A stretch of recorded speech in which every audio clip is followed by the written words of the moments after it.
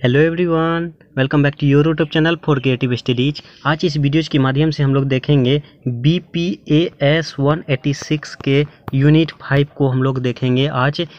Unit 5 इससे पहले unit 4 तक कवर हो चुकी है। 1 2 3 4 वो सारे के सारे कवर हो चुकी है बेहतरीन तरीके से। और अभी तक जो भी यूनिट 4 तक कंप्लीट नहीं किए हैं वो सभी कवर कर लीजिए। उसका लिंक जो डिस्क्रिप्शन बॉक्स में मिल जाएगा और कमेंट बॉक्स के पिन में मिल जाएगा। सबसे ऊपर में एक प्लेलिस्ट बना दिया गया है BPAS 186 important question with answer के नाम से। आप सभी सारे क्लास कर सकते हैं वहाँ से, ठीक है। चलिए, जैसे कि यूनिट 5 में कहा जा रहा है अपर्याप्त समय प्रबंधन कार्य निष्पादन पर प्रभाव। ये जो अपर्याप्त समय में मतलब कार्य करने के बाकी समय में इसके बारे में कहा जा रहा है। इसके बाद कैसे कौन से समय में कौन से कार्य करने चाहिए, कौन से कार्य किस टाइम में करना चाहिए, मतलब क्या क्या करना चाहिए, इसके बारे में इस सेशन के माध्यम से जानेंगे, इस यूनिट के माध्यम से जानेंगे। जैसे कि यूनिट 5 में इसके देखिए टॉपिक्स क्या क्या सब हैं। इसमें हम लोग को देखिए टॉपिक्स हैं मुख्य बनावट, कार्य अभिविन्यास, मनोवृत्ति आयाम, कार्यात्मक शैली, योजना प्रणाली, संरचना और प्रणाली। देखिए ये इसमें से हम लोग आज के सेशन में जो है ना हम लोग आज 3 टॉपिक्स को कवर करेंगे। एक मुख्य बनावट, कार्य अभिविन्यास और मनोवृत्ति आयाम। ये तीनों आज हम लोग इस सेशन के माध्यम से कवर करेंगे। उसका नेक्स्ट सेशन में जो हम लोग ये तीनों कवर करेंगे, यानी 2 क्लास में आपके यूनिट 5 कवर हो जाएगा। देखिए मैं चाहूँगा तो एक यूनिट में भी कवर कर सकता हूँ, लेकिन थोड़ा वीडियो जो लॉन्ग जाएगा और आपको भी दिक्कत होगी, इसलिए मैं थोड़ा सा बंटवारा करके मैं कोशिश करता हूं कि थोड़ा थोड़ा करके जो है ना शॉर्ट वीडियो टाइप का बना के आप सबों के बीच लाने का प्रयास करूं, ताकि आप बेहतरीन तरीके से आप उसको सही तरीके से देख पाओ, ठीक है। चलिए स्टार्ट करते हैं आज के सेशन को। सबसे पहले देखते हैं मुख्य बनावट। मुख्य बनावट में क्या कह रहा है ये BPAS 186 में। देखिए मुख्य बनावट में है, देखिए यहाँ से आप देख सकते हैं, यहाँ पे मुख्य बनावट है, ठीक है। इस भाग में जो है समय का कम मूल्यांकन के मुद्दों, समय प्रबंधन से संबंधित नैतिक मुद्दों और कार्य जीवन असंतुलन पर चर्चा की जा रही है। ये जो मुख्य बनावट जो है ना आपकी जीवन शैली, असंतुलन कार्य, समय प्रबंधन के बारे में, टाइम मैनेजमेंट के बारे में चर्चा की जा रही है। जैसे देखिए फर्स्ट पॉइंट में आपको कहा जा रहा है संसाधन के रूप में समय का कम मूल्यांकन। संसाधन के रूप में जो है ना समय का कम मूल्यांकन के बारे में कहा जा रहा है। इसमें देखिए विकसित और विकासशील दोनों के बीच जो है एक मुख्य अंतर यह है कि पूर्व समूह के राष्ट्रों में समय को अत्यधिक महत्व दिया जाता है, जबकि दूसरे समूह में इसका मूल्य अपेक्षाकृत कम होता है। जैसे देखिए ये विकसित देश और विकासशील देश दोनों के बीच मुख्य अंतर यह है। जैसे देखिए सबसे पहली बात तो जानिए विकसित देश और विकासशील देश में क्या है। विकसित देश वैसा देश आता है जो पहले से ही विकसित है, पहले ही प्रोग्रेस कर चुकी है और वे स्थिर है, वहीं पे स्टॉप कर दिया गया है, ठीक है, तो वो विकसित देश कहा जाएगा। और विकासशील देश हो गया जो डेली प्रतिदिन जो है ना विकासशील की और प्रोग्रेस करते जा रहा, तो वो विकासशील देश आ गया। जैसे अपना प्यारा देश भारत अभी वो विकासशील देश के अंतर्गत आता है, ना कि विकसित देश, ठीक है। विकासशील देश की ओर अग्रसर कर रही है, डेली के डेली वो विकास कर रही है। तो इसके बारे में ही कहा जा रहा है विकसित और विकासशील देशों के बीच में मुख्य अंतर के जो है वो समूह के राष्ट्रों में जैसे है देशों में उसके समय को अत्यधिक महत्व दिया जाता है। सभी के लिए जो है समय अत्यधिक महत्व दिया जाता है। विकासशील देशों के लिए भी, विकसित देशों के लिए, सबके लिए जो है हमारे लिए, आपके लिए, सबके लिए जो है समय बहुत ही ज़्यादा महत्वपूर्ण होती है। और आगे कहा जा रहा है निस्संदेह ऐसे संगठन भी है जो विकास की प्रक्रिया में एक महत्वपूर्ण स्रोत के रूप में समय के महत्व के बारे में गहन रूप से जागरूक हैं। तथापि समय प्रबंधन के संबंध में लापरवाही की संस्कृति अधिकांश सरकारी संरचनाओं, शैक्षिक और सामाजिक संस्थाओं और कई निजी क्षेत्र में संगठनों में मौजूद है। देखिए ये समय प्रबंधन के बारे में जो है ना सबसे ज़्यादा लापरवाही आपके सरकारी कार्यकारों में होता है। जैसे मान के चलो आपके नज़र में एक बढ़िया सा एग्जांपल है कि सरकारी स्कूल, गवर्नमेंट स्कूल, आप सभी को पता ही होगा वहाँ के टीचर्स किस तरह से समय का उपयोग कर रहे हैं, सिर्फ अपना जो है ड्यूटी निभा रहे हैं, वो प्रेजेंटिंग शो कर रहे हैं, ना ही टाइम से आते हैं, ना ही क्लास सही से करवाते हैं और ना ही सही टाइम पर यानी स्कूल से घर जाते हैं। मतलब जब मन हुआ आए और अपना काम करके चले गए बस, और जो सैलरी बना सैलरी लिए। तो इस प्रकार जो है ना वहाँ की सरकारी कर हो गया, शिक्षक हो गया, शिक्षा हो गया, मतलब सामाजिक सभी स्तरों पर जो है ये समय प्रबंधन का यही हाल हो रहा है। तो इसके बारे में कहा जा रहा है। देखिए आगे कह रहा है समय आमतौर पर निवेश किए जाने के बजाय खर्च का उपयोग किया जाता है। देखिए समय जो है आमतौर पर ये सभी निबंध जो है समय जो है हम लोग उसका सही तरीके से उपयोग ना करके सिर्फ समय का खर्च कर रहे हैं। जैसे समय तो हमारे पास है, मान के चलो उसका सही तरीके से उपयोग नहीं कर रहे हैं बल्कि खर्च कर रहे हैं। इधर हम लोग कुछ करने में ही व्यस्त कर दिए, मतलब मान के चलिए फ़ोन चलाने में, मोबाइल चलाने में, सोशल मीडिया में टाइम वेस्ट कर दिए। वो एक प्रकार का समय का खर्च हुआ, ना कि उपयोग हुआ। यदि आप सही तरीके से सही समय का उपयोग करते हैं तो आप उसको उपयोग में आता है। ओके, उसका और अधिकांशतः संगठनों में समय की प्रत्येक इकाई की उत्पादकता का मूल्यांकन शायद ही किया जाता है। और आगे कहा जा रहा है विकासशील देशों के में समय के प्रति यह आकस्मिक रवैया इतना व्यापक है कि समय की बर्बादी, देरी, समय की पाबंदी, विलंब और वचन न निभाना समय प्रबंधन के सामान्य रूप से स्वीकृत प्रतिरूप है। ये सभी जो है जो विकासशील देश में है उस समय का बहुत ही अच्छी तरीके से उसको जो है ना ध्यानपूर्वक देखते हैं। जैसे कि वो समय की बर्बादी नहीं करना चाहते हैं, देरी नहीं करना चाहते कोई भी कार्यों में, उसके समय की पाबंदी पर रहते हैं, विलम्ब नहीं करना चाहते हैं, जो भी वचन होते हैं, जो भी एम होते हैं, जो भी लक्ष्य होते हैं उसको निभाने की कोशिश करते हैं। ठीक है, भारत के पूर्व राष्ट्रपति जो है डॉक्टर APJ अब्दुल कलाम ने एक बार भारतीय नागरिकों से आलस्य छोड़ने और मेहनती बनने का आह्वान भी दिया था। जैसे इससे पहले जो है हमारे पूजनीय राष्ट्रपति जो है डॉक्टर APJ अब्दुल कलाम जो थे उन्होंने भारतीय नागरिकों के लिए, हम जैसे लोगों के लिए, दर्शकों के लिए, जनताओं के लिए एक आह्वान दिया था कि आलस छोड़ो और मेहनत करो, आलस छोड़ो और मेहनत करो का आह्वान दिया था। समय के उपयोग के प्रति उदासीनता का भाव संगठनों की उत्पादकता को नकारात्मक रूप प्रभावित करता है। समय के जो उपयोग का जो है प्रति जैसे उदासीनता के रूप में हम लोग काम करेंगे वो जो हम लोग के लिए नकारात्मक प्रभाव ही डालेगा। यदि मान के चले आपके सामने में एग्जाम है जो स्टार्ट ही होने वाली है, आप जो है समय का सिर्फ बर्बाद करते जा रहे हो, आएगा एग्जाम देंगे, एग्जाम से पहले 10 मिनट पढ़ लेंगे चला जाएंगे, ये वो सोचते हैं। देखिए समय का बर्बादी किए, उसके बाद वही एग्जाम जो सुबह जब मान एग्जाम हॉल जाने वाले रहेंगे तो उस समय आपको याद आएगा अरे थोड़ा सा और पढ़ लेते तो काश मेरा सही जाता। मतलब वहाँ एक प्रकार का नकारात्मक सोच आने लगती, नकारात्मक प्रभाव पड़ने लगता है आप पर। ओके, तो इसमें यही कहा जा रहा है। उसके नेक्स्ट पॉइंट आपका नैतिक निहितार्थ। कई बार सिविल सेवकों द्वारा नागरिकों का काम जो है सही समय पर नहीं किया जाता है। जैसे जन्म और मृत्यु प्रमाण पत्र, जाति प्रमाण पत्र, व्यवसाय और उद्योग शुरू करने, विस्तार करने के लिए लाइसेंस, निर्माण, आयात या निर्यात के लिए लाइसेंस और सरकार द्वारा पर्याप्त किए गए माल या सेवाओं के भुगतान संबंधित कार्य आदि हैं। जैसे देखिए आप सभी को पता ही होगा, कोई भी सरकारी काम करवाने हो, उसको भी गवर्नमेंट वर्क करवानी हो तो उसमें विलम्ब बहुत ही ज़्यादा होती है। आप मान के चलो जाति आय निवास बनवाना चाहते हैं तो आप ब्लॉक जाते हो, प्रखंड जाते हो तो वहाँ पे भी जो ना काफ़ी विलम्ब करती है। आपको जो ना 5 दिन का समय बोलेगा, 10 दिन में आइए, ये कीजिए, वो कीजिए, वगैरह वगैरह वगैरह करवाते हैं। तो मतलब सरकारी कामों में काफ़ी ज़्यादा मतलब समय का बर्बादी करती है, चाहे जिसके लिए कितना भी जरूरी क्यों ना हो। उसके बाद आगे कहा जा रहा है सरकारी अधिकारियों द्वारा जानबूझकर की गई इस अपेक्षा से प्रभावित लोगों की वजह अपनी जायज मांगों को पूरा करने के लिए स्पीड मनी देने के लिए मजबूर किया जाता है, जिसके परिणामस्वरूप उच्च स्तर पर भ्रष्टाचार होता है। जैसे देखिए आपको बहुत ही ज़्यादा जरूरी है किसी भी चीज़ का, जैसे जन्म प्रमाण पत्र बनवाना हो, उसका जाति आय निवास बनवाना हो, मतलब कुछ भी सरकारी गवर्नमेंट वर्क में आपको कोई भी डॉक्यूमेंट्स बनवाना हो तो आप करते क्या है, उससे जो ना आप रुपया दे के बनवा लेते हैं जल्द से जल्द। इस प्रकार के एक प्रकार का भ्रष्टाचार ही हो रहा है ये सभी। ठीक है, ये सभी कहा जा रहा है इसमें। उसके बाद आगे कहा जा रहा है काम करवाने के लिए घूस देने, न केवल रिश्वत देने वाले, रिश्वत लेने वाले को शामिल किया जाता है। देखिए रिश्वत देने वाले भी और लेने वाले भी शामिल हो जाते हैं इसमें, बल्कि सरकारी व्यवस्था में समग्र कार्य संस्कृति और नैतिकता पर इसका सबसे विनाशकारी प्रभाव पड़ता है। इसमें यही कहा जा रहा है कि आपको जो है सही तरीके से सही समय पर काम नहीं कर पाता है तो उसमें जो है आपको रिश्वत देनी पड़ती है और रिश्वत लेने वाले रिश्वत लेते हैं। इस तरह से जो है ना समाज में एक प्रकार की जो है ना सरकारी व्यवस्था में जो है संस्कृति और नैतिकता के बारे में एक प्रकार का बहुत ही विनाशकारी प्रभाव पड़ता है। मतलब बेकार का सही तरीके से उसका प्रभाव नहीं पड़ता है। ओके, इसमें यही कहा जा रहा है। ठीक है, उसका नेक्स्ट पॉइंट हम लोग देखते हैं कार्य जीवन असंतुलन। नौकरी का प्रदर्शन एक संगठन में काम करने वाले विभिन्न कर्मियों के योगदान पर निर्भर करता है। नौकरियों का प्रदर्शन एक संगठन में काम करने वाले विभिन्न कर्मियों के योगदान पर निर्भर करता है और योगदान उनकी क्षमता, दृष्टिकोण और संगठन के प्रति वफादारी पर निर्भर करता है। जब कोई संगठन अपने कर्मचारियों को उनके स्वास्थ्य, परिवार और खुशी के लिए पर्याप्त समय देता है तो उनकी प्रेरणा बढ़ जाती है। जैसे देखिए कोई व्यक्ति नौकरी कर रहा है, उसके जो है कार्य जीवन जो है असंतुलन होती है।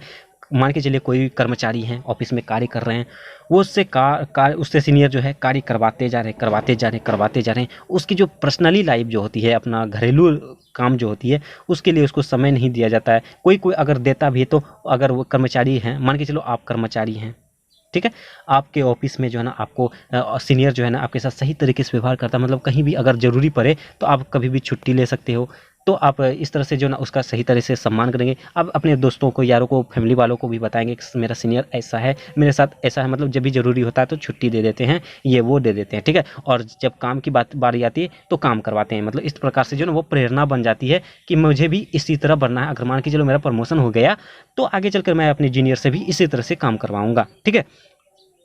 हालांकि ऐसे कई संगठन हैं जो कर्मचारियों को उनकी व्यक्तिगत जरूरतों को पूरा करने के लिए पर्याप्त समय न देकर अत्यधिक काम लेते हैं।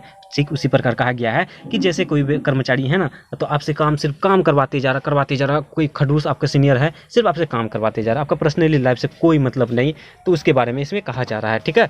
और यह अत्यधिक अवैयक्तिक नौकरशाही दृष्टिकोण उन कर्मियों की प्रेरणा को प्रभावित करता है, जिस कारण कर्मचारी कभी कभी यह महसूस करते हैं कि अधिक समय तक और यहाँ तक कि छुट्टियों के दिन भी काम करना स्व प्रेरित कार्रवाई ना होकर उनकी मजबूरी है। इसी प्रकार वही कहा जा रहा है, यदि आपके पास मतलब पर्सनली लाइफ के लिए छुट्टी ना मिले, सिर्फ काम ही काम करवाते जा रहे हैं, आप यहाँ तक कि जब छुट्टी मिलती है, छुट्टी के बाद भी आप अपना जो है ऑफिस का ही काम करते हैं, घरेलू कार्य को छोड़कर, क्योंकि आपके पास समय कम है और काम ज़्यादा है, तो इस प्रकार वो जो है अपनी मजबूरी के साथ उसके साथ रहना पड़ता है, कार्य करना पड़ता है। तो इस प्रकार जो कहा जा रहा है ये कार्य जीवन असंतुलन के बारे में। उसका जीवन जो है ना, कार्य जो है ना, उसका जीवन का असंतुलन है, संतुलित नहीं है, इक्वल नहीं है, डमाडोल है, ठीक है, मतलब इधर उधर पलटना वाला काम।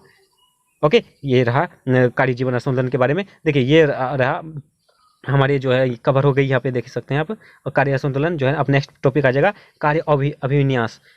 देखिए सबसे पहली बात तो हम लोग ये समझे मुख्य बनावट। क्या मुख्य बनावट में से संसाधन के रूप में समय का मूल्यांकन करना, उसके बाद नैतिक निहितार्थ, उसके बाद हम लोग पढ़े देखें नेक्स्ट पॉइंट में हम लोग देखें कार्य जीवन असंतुलन, ये उसके बाद हम लोग देखें नेक्स्ट टॉपिक आ जाएगा हम लोग के लिए कार्य अभिविन्यास। कार्य अभिविन्यास जो है इसके बारे में देखिए, इसमें क्या कहा जा रहा है, इस भाग में जो है ना सूची तैयार करना। जैसे कोई सूची होता है, कोई कार्य करवाना होता है, कोई कार्य के लिए जो है ना एम बनाते हैं, जैसे नहीं होता रूटीन, वही उसी और रूटीन बनाते हैं, तो रूटीन में सबसे जो प्राथमिकता किसको देते हैं इसके बारे में चर्चा की गई है। जैसे इसमें से बताया गया है फर्स्ट पॉइंट में कार्य सूची तैयार करने में लापरवाही। कार्य सूची तैयार करने में लापरवाही मतलब अपना रूटीन सही करने में लापरवाही। देखिए इसमें कहा जा रहा है, जैसा कि पिछली इकाइयों में उल्लेख किया गया है, पहले भी इकाई चर्चा की कर गई है।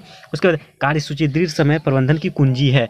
दुनिया के सफल नेता जैसे लाल बहादुर शास्त्री जी, बराक ओबामा जी, हेनरी फोर्ड जी, बिल गेट्स जी और सुंदर पिचाई जी हमेशा किए जाने वाले कार्यों के लिए अपनी दैनिक कार्य सूची बनाते हैं। ये सभी जो है ना सफल लोग जो हैं, सफल नेता हैं, सफल जो है सब, इन सभी ना अपने जीवन के लिए एक प्रकार का सही तरीके से कार्य सूची बनाए थे, कार्य सूची तैयार किए थे, उसके बाद उसको फॉलो भी करते थे। ये सूचियाँ एक दिन के दौरान कार्य अनुसूची को व्यवस्थित करने में मदद करती है। हालांकि ऐसी कार्य सूचियों के संबंध में आमतौर पर कुछ खामियां देखी जाती है। इनमें से कुछ कमजोरियां इस प्रकार है, जैसे कार्य सूची में जो भी बनाए हैं उसमें से कुछ कमजोरियां भी हैं जो इस प्रकार है। देखिए फर्स्ट पॉइंट में कहा जा रहा है कार्यसूची तैयार करने में कोई नियमितता नहीं होती है। कोई भी सूची जो बना रहे हैं आप, कार्यसूची जो में उसमें कोई भी नियत नहीं होता है कि इतना ही होना चाहिए, ये होना चाहिए, और वे कई संगठनों में अपनाई जाने वाली समय प्रबंधन प्रथाओं का हिस्सा नहीं बनते हैं। यह देखा गया कि काम का प्रदर्शन आमतौर पर उन दिनों में बेहतर होता है जब कार्यसूची तैयार की जाती है और उनका पालन किया जाता है और प्रदर्शन का स्तर नीचे आ जाता है, जबकि दिन अनियोजित तरीके से बिताया जाता है। देखिए कार्यसूची जो है ऐसा होता है, आप जो कार्यसूची तो बना लिए, कार्यसूची बना लिए, उसके बाद आपको सही तरीके से फॉलो नहीं कर पाते। जैसे मान के चलिए आपके पास समय तो है, लेकिन इसका कार्य जो है ना, कार्य सूची में जो तैयार किए थे, रूटीन जो किए थे, उसको सही तरीके से फॉलो नहीं कर पाते हैं। उसका पालन तो करते हैं लेकिन सही तरीके से प्रदर्शन नहीं हो पाता है। तो उसके जो है इस तरह से अगर करेंगे तो आपका प्रदर्शन जो होती है, आपका परफॉर्मेंस जो होता है वो नीचे स्तर पर आ जाती है। ओके, उसका नेक्स्ट पॉइंट में कहा जा रहा है कार्य सूचियाँ एक बोझिल तरीके से तैयार की जाती है, उसका जिसमें बहुत से कार्यों को बेतरतीब ढंग से सूचीबद्ध किया जाता है। जब तैयार किए गए कार्यों की सूची उपलब्ध समय में अनुरूप नहीं होती है तो कई कार्यों के पूर्वगत स्थिति की ही रहने की संभावना होती है, जिससे संगठन के भीतर अप्रियता और संतोष की भावना पैदा होती है। देखिए कार्यसूची तो तैयार करते हैं, जो तैयार करते हैं वो बोझिल एक प्रकार का बोझ हमारे पास होती है, बोझ तैयार हो जाता है। कार्यसूची कर लिए, अरे हम तो रूटीन बना लिए हैं, रूटीन के लिए फॉलो करना होगा, ये करना होगा, वो करना होगा, इस तरह से हम लोग के लिए एक प्रकार का बोझ बन जाती है, जिसमें से बहुत सारे कार्य ऐसे होते हैं जो बेहतरीन तरीके से हम लोग सूचीबद्ध के अनुसार कर सकते हैं। लेकिन ये तैयार जो सूची हम लोग तैयार किए हैं उसको जो उपलब्ध समय से सही समय पे हम लोग फॉलो नहीं कर पाते, जो रूटीन करवाते। मतलब सुबह हमको जगना है 5:30 बजे, लेकिन अरे हम तो 8 बजे जगे हैं, मतलब सही तरीके से उसका पालन नहीं कर पाते हैं। तो इस प्रकार का जो ना आगे चलकर हम लोग को असंतोष की भावना उत्पन्न होती है सही तरीके से, मतलब वो एक प्रकार का दयनीय स्थिति हम लोग को पैदा करती है और नकारात्मक प्रभाव पड़ता है।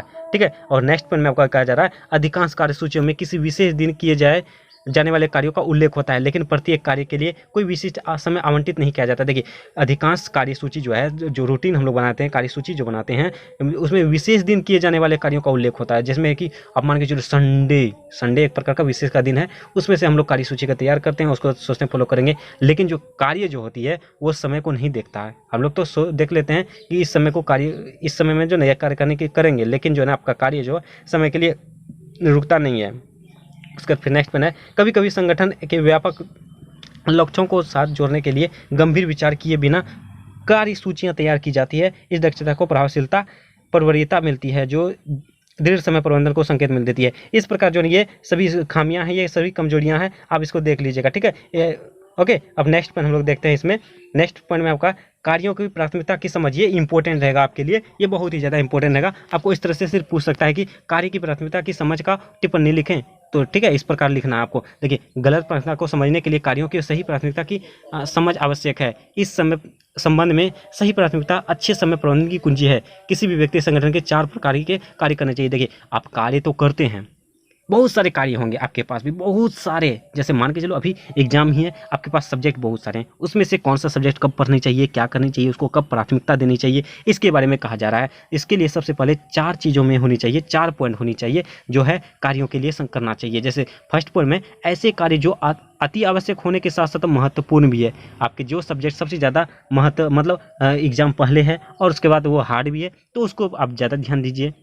उसके नेक्स्ट पॉइंट में ऐसे कार्य जो अति आवश्यक है हालांकि महत्वपूर्ण नहीं, ऐसे सब्जेक्ट जो हैं आपके पास हैं जो अभी एग्जाम है, मतलब उसके लिए थोड़ा समय है, उससे पहले एग्जाम है, उसको भी पढ़िए और उसको भी पढ़ना ही पड़ेगा, वो सेकंड मतलब पेपर वही है, तो उसको भी देखना होगा। उसका नेक्स्ट वन है ऐसा कार्य जो अति आवश्यक नहीं हो सकते हैं लेकिन प्रदर्शन के लिए महत्वपूर्ण है। देखिए, ऐसे सब्जेक्ट हैं, ऐसे सब्जेक्ट आपके पास है जो मतलब थोड़ा लॉन्ग टाइम के लिए है, मतलब जो है ना आपके पास समय है उसके लिए, और लेकिन वो जो ना वो सब्जेक्ट ऐसा है जो हमारे लिए जो ना बाकी सब्जेक्ट को काफ़ी हेल्पफुल साबित करेगा, तो उसको भी करना है। ठीक है, और नेक्स्ट पॉइंट में होगा ऐसे कार्य ना तो आवश्यक है और ना ही महत्वपूर्ण, तब लास्ट में करना है, जो मतलब सिर्फ है सब्सिडरी वाला सब्जेक्ट वैसे। ठीक है, समझ गया ना इतना पॉइंट को। देखिए, आगे कहा जा रहा है इस वर्गीकरण एक अन्य इकाई में समझाया गया है, जो है ना एक अन्य इकाई में इसको समझाया गया। जैसे कि हालांकि कुछ संगठनों में देखा गया है कि कार्य नियमित तरीके से किया जाता है और अधिकांश कार्य पहले किया के आधार पर किए जाते हैं। जैसे मैंने बताया ना, आपके सब्जेक्ट जो पहले रहेंगे उसको पहले करेंगे, इस तरह से इस आधार पर किए जाते हैं। नतीजा जतन जो है कुछ कम महत्वपूर्ण कार्य पहले हो जाते हैं, और यदि ऐसे कार्य संख्या में ज़्यादा होते हैं तो वो अधिकारियों के समय का बड़ा हिस्सा खर्च हो जाता है और अधिक महत्वपूर्ण कार्यों के लिए बहुत कम समय बचता है। देखिए, इसके बारे में जो है ना कहा जा रहा है आगे, जैसे एग्जाम्पल के माध्यम से बताया जाएगा कि जैसे इसमें जो ना ये इसमें होता क्या है। देखिए, पहले सबसे पहले आगे पढ़ लेते हैं। उपरोक्त 4 श्रेणियों में कार्यों की साझेदारी को वर्गीकृत करके और उनके महत्व को तत्कालिकता के अनुसार प्राथमिकता देकर इसे रोका जा सकता है। बड़े भुगतान वाले कार्यों को छोटे भुगतान वाले कार्यों की वरीयता दी जानी चाहिए। इस मूल सिद्धांतों को जब पालन नहीं किया जाता तो उसकी संगठन नौकरी के प्रदर्शन पर नकारात्मक प्रभाव पड़ता है। देखिए, इसमें कहा जा रहा है यही कि ये आप जो है आपके पास कार्य बहुत हैं। मान के चलिए एक एग्जाम्पल ले रहे हैं सरकारी कार्यालय का, आप सभी को ज्ञात ही होगा। वहाँ करता क्या, आप सभी मतलब बहुत सारी मूवी में देखे होंगे, पुलिस स्टेशन को ले लीजिए। वहाँ पे क्या करता है, जैसे आप स्टेशन पे सभी का जो है पुलिस विभाग आए, उसमें सबसे पहले वो डायरी मतलब फाइल जो है कैसे फाइल खोजेंगे, जो सस्ता मतलब काम निकट जाने वाला काम हो, मतलब काम करने वाला हो कि दिन आज किसी तरह कट जाए, वो मतलब ऐसा केस अब वो लोग लेते हैं जो बहुत ही मतलब कम समय में लगे और हल्का हो। जैसे हो गया, मान के चलो किसी का मोबाइल चोरी हो गया, वो लगा इधर उधर देखा होगा, हो गया। ठीक है, और उसके बाद जो है ना, जैसे मान के चलिए किसी का रेप वाला केस आ गया, उसको जो है ना वो सब करते क्या, लंच के बाद करने की कोशिश करते हैं। तो उसमें यही कहा जा रहा है कि आप जो है ना मतलब हल्का काम को पहले कर लेते हैं और हार्ड काम को बाद में करते हैं। जबकि साइंस कहता है कि आप जब भी मतलब एक स्टूडेंट के लिए जो है सुबह जगने के बाद हार्ड सब्जेक्ट सबसे पहले पढ़नी चाहिए। इसी तरह कर्मचारियों को भी ऑफिस विभाग में भी यही करनी चाहिए। जब आते हैं ऑफिस तो सबसे पहले जैसे ऐसा केस लीजिए जिससे कि आपको मतलब क्योंकि आपके पास एनर्जी होती है सुबह सुबह, तो उस पर करने में ज़्यादा से ज़्यादा मन लगेगा, ज़्यादा से ज़्यादा सफलता मिलेगी। इस प्रकार इससे यही कहा जा रहा है इसमें, ठीक है, समझ गए। उसके बाद जैसे मान के चलिए एग्जाम्पल, और एक एग्जाम्पल बता रहे हैं स्टूडेंट का ही। आप सुबह सुबह जगते हैं, आप बहुत सारे वीडियोज में देखे होंगे, बहुत सारे टीचर्स बताएंगे, और साइंस भी यही कहता है आप सुबह जगिए। सुबह जगने के बाद जो है ना सबसे पहले सबसे हार्ड सब्जेक्ट को पढ़िए, क्योंकि आपके पास एनर्जी बना रहता है, ठीक है, तो आप उस पर ज़्यादा से ज़्यादा ध्यान दे पाएंगे, ज़्यादा फोकस कर पाएंगे, ठीक है, यही कहा जा रहा है। उसके बाद गलत समय पर सही काम, तो इसमें भी वही कहा जा रहा है, यानी कि गलत समय पर जो है सही काम, जैसे मैंने पहले ही बता दिया, इसमें भी वही कहा रहा है कि आप किसी ना सुबह जगेंगे, सुबह जगने के बाद आप सबसे हल्का सब्जेक्ट पढ़ेंगे, तो वो एक प्रकार का गलत ही उपयोग हुआ। एनर्जी वाले सुबह होते हैं, आप दोपहर में जैसे कोई सब्जेक्ट पढ़ेंगे तो वो जो है ना दोपहर में आप दोपहर तक होते होते जो थक जाते हैं, मतलब सुबह मान के चलिए कोई भी काम नहीं करते, फिर भी आप दोपहर तक के बाद जो है ना आप थकने लगते हैं सुबह की अपेक्षा। आप सुबह सुबह जगिए, सबसे पहले हार्ड सब्जेक्ट लीजिए, ठीक उसी प्रकार इसमें भी यही एग्जाम्पल इसमें दिया गया है, वो जो है ना कर्मचारी के बारे में, पुलिस विभाग के बारे में जो मैंने बताया था, सही गलत समय पर सही तरीके से कार्य करना, ठीक है। अब नेक्स्ट पॉइंट आपका आ जाएगा स्मार्ट वर्क की बजाय कड़ी मेहनत। देखिए स्मार्ट वर्क के मतलब इसमें हम कई सारे सेशन में, कई बार वीडियो में बोले हैं कि आप हार्ड वर्क करो लेकिन स्मार्ट वर्क ज़्यादा करो, ठीक है, हार्ड वर्क करो लेकिन स्मार्ट वर्क उससे ज़्यादा करो। देखिए आजकल का ज़माना में सिर्फ हार्ड वर्क से सक्सेस मिलना पॉसिबल नहीं है, उसके लिए स्मार्ट वर्क भी बहुत ज़्यादा ज़रूरी है। जैसे कि गाइज देखिए स्मार्ट वर्क ये हुआ कि आप कम समय में बेहतरीन तरीके से कर सकते हैं। जैसे मान के चलिए आपके, जैसे मैंने एक प्रकार का बता रहा हूँ एग्जाम्पल, मैं जो बताता हूँ इम्पोर्टेंट क्वेश्चन, वो क्या हुआ, एक प्रकार का स्मार्ट वर्क हुआ। यदि इसी में मैं पूरा का पूरा टॉपिक्स कवर कराऊंगा, पूरा का पूरा, वो हार्ड वर्क हुआ। आपको हार्ड वर्क भी करना है, साथ साथ जो है स्मार्ट वर्क भी करना है। इसमें यही कहा जा रहा है स्मार्ट वर्क में सफलता मिलती है। जैसे एक एग्जांपल दीजिएगा, जितना हार्ड वर्क करेगा सफलता उतनी बेहतरीन होगा। मान के चलिए आप कोई यूपीएससी का एस्पिरेंट है इसमें, तो वो उसका देखिए यूपीएससी में बहुत सारी मेहनत होती है, बहुत मेहनत होती है, आपको भी पता होगा। मेहनत के बाद पता है ना, जब सक्सेस मिल जाती है तो अलग ही मज़ा होती है। ठीक उसी प्रकार आप मेहनत जितना करेंगे सफलता भी उसी प्रकार मिलेगी। आप मेहनत करेंगे सिर्फ फैकल्टी की पास करना है तो आप पास ही करोगे। आप चाहोगे टॉप करने के लिए तो टॉप करने के लिए मेहनत करना पड़ेगा। ठीक इसी प्रकार इसमें भी कहा जा रहा है आप जो ना काम मेहनत करने के साथ साथ जो ना आप स्मार्ट वर्क करें। जैसे मैंने इंपॉर्टेंट क्वेश्चन बताया उस पर फोकस करने के साथ साथ जो ना आप अपना मेहनत भी करें। जैसे मैं क्लास करवा रहा हूँ, आप रिवीजन करेंगे, वो स्मार्ट वर्क हो गया, हार्ड वर्क हो गया, दोनों। ठीक है, इसमें यही पॉइंट कहा जा रहा है। उसके बाद नेक्स्ट टॉपिक आ जाएगा मनोवृत्ति आयाम। मनोवृत्ति आयाम के बारे में कहा जा रहा है इस भाग में अपर्याप्त कार्य संस्कृति और समय की पाबंदी के निम्न स्तर से संबंधित समस्या क्षेत्रों को चर्चा की गई है। जैसे आगे देखिए, इसमें कहा जा रहा है अपर्याप्त एवं संस्कृति, अपर्याप्त एवं कार्य संस्कृति। जैसे संगठनात्मक व्यवहार एक संबंधित आयाम असंतोषजनक कार्य संस्कृति है। अपर्याप्त कार्य संस्कृति की विशेषता है समय की नापाबंदी, देरी, लापरवाही, उसके बाद पैसा खर्च, आधिकारिक समय की पाबंदी, समन्वय की कमी और कम प्रेरणा की कमी होना, प्रेरणाओं के द्वारा बाहर मानने की जिम्मेदारी होती है। देखिए इसमें यही कहा जा रहा है कि अपर्याप्त समय में कोई भी मतलब लापरवाही होना, अपने जो है फिजूल का पैसा खर्च करना, मतलब बेफिजूल का जो जरूरी भी नहीं उसको लेना, आधिकारिक समय बर्बाद करना, जहाँ मन तहाँ बैठे हैं, गप सरक्का मार रहे हैं, सोशल मीडिया में टाइम वेस्ट कर रहे हैं, इस प्रकार के जो ना इससे प्रेरणा मतलब इससे छुटकारा होना, इससे दूर रहना चाहिए। ये सभी जो ना कहा जा रहा है। उसके बाद जो है ना इसका प्रेरणा किसी के लिए बनना, ये सभी कहा जा रहा है। ठीक है, और ये सभी अगर आप मान के चलिए पैसा खर्च करते हैं, समय बर्बाद करते हैं, तो इसका यही परिणाम होगा, आपका जो है माहौल जो है बेकार, मतलब सही तरीके से आपका सही जीवन नहीं जिएगा। ठीक है, अब नेक्स्ट पॉइंट आपका कहा जा रहा है समय की पाबंदी में कमी। ये पॉइंट अच्छी है। अच्छे समय प्रबंधन की एक महत्वपूर्ण विशेषता समय की पाबंदी है। समय की पाबंदी कार्यालय पहुंचने, आधिकारिक काम शुरू करने, परियोजनाओं को शुरू करने, आधिकारिक बैठकों को शुरू करने, उसके बाद समाप्त करने, जैसे सार्वजनिक बसों की आवाजाही, ट्रेनों, हवाई जहाज़ों, सुबह की स्कूल खोलने, कक्षाओं, ये सभी जो है ना छात्रों के, डॉक्टरों के सही तरीके से मरीजों का इलाज करना, ये सभी उसका प्राधिकरणों द्वारा समय पर, ये सभी अगर मान के चलिए जो है सरकारी विभाग के हैं। आपको भी पता होगा सरकारी स्कूलों में जो ना मान 9 बजे अगर क्लास रहती है तो आते हैं 10 बजे, 11 बजे, 12 बजे। सरकारी बस का समय 5 बजे है तो आते हैं 6 बजे। ट्रेन खुलने के समय 8 बजे है तो पहुंचते हैं 8:30 बजे। मतलब इस प्रकार का देखा जाए तो ये सभी जो है ना अगर इस समय में हम लोग इस सभी में सही को कर देंगे, सही तरीके से करेंगे, तो इस तरह से हम लोग को जो है ना सही तरीके से हम लोग को सम्मान करेंगे। ठीक है, भारत में समय पालन की उत्कृष्टता हिस्सों में बटी है। उदाहरण के लिए बैंक, बीमा कंपनियां, स्कूल, बड़े अस्पताल, कॉरपोरेट निकाय और कुछ सरकारी संगठन, ये सभी के लिए सभी के समय में जो ना हिस्सा बटी हुई समय के लिए बटा हुआ है। हालांकि भारत सहित कुछ देशों में अधिकांश सरकारी संगठनों में भी समय की महत्ता कम आंकते हैं। ये सभी जो ना उसके बाद देर से आने वाले लोग की चोरी करते हैं। मतलब वही कहा जा रहा है बार बार कि समय का सही तरीके से उपयोग कैसे करेंगे, समय प्रबंधन के बारे में कहा जा रहा है। अपर्याप्त समय, तो अपर्याप्त समय के किस तरह से दुरुपयोग किया जाता है उसके बारे में कहा जा रहा है।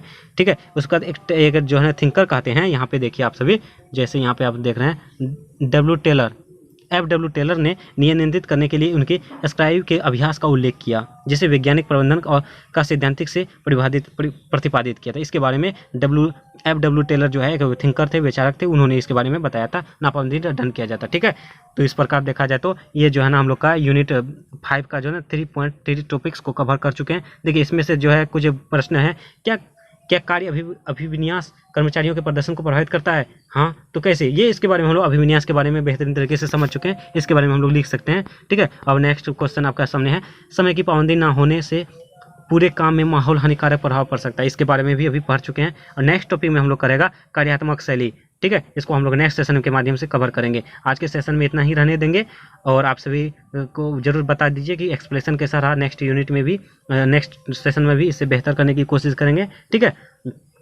और वीडियो पसंद आए तो लाइक कीजिएगा। उसके बाद जो भी डाउट हो, डाउट जरूर पूछिए। उसके बाद अपने दोस्तों को भी शेयर कीजिए। ठीक है, और जो भी चैनल में न्यू है प्लीज़ चैनल को सब्सक्राइब कर लीजिए, बेल आइकन को हिट कीजिए। चलिए मिलते हैं नेक्स्ट वीडियो में, तब तक के लिए थैंक यू।